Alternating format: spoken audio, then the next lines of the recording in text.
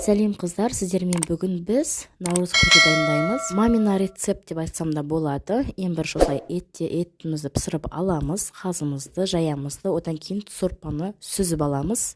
Әдемі осындай сары түсті сорпамызға кішкене тұз салып жібереміз. Одан кейін етімізді, менде жылқы етін осылай 4-5 тығып тураймын мен. Көбіктап, сізге қалай ыңғайлы, солай турасаңыз да болады. Етіміздің қасына құр қара кесек ет болып қалғаннан көрі кішкене майлы жерлерінде салғанымыз жөн.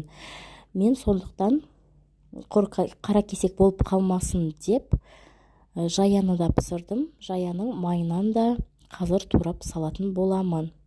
Етіміздің барлығын бір тарелкаға салып аламыз.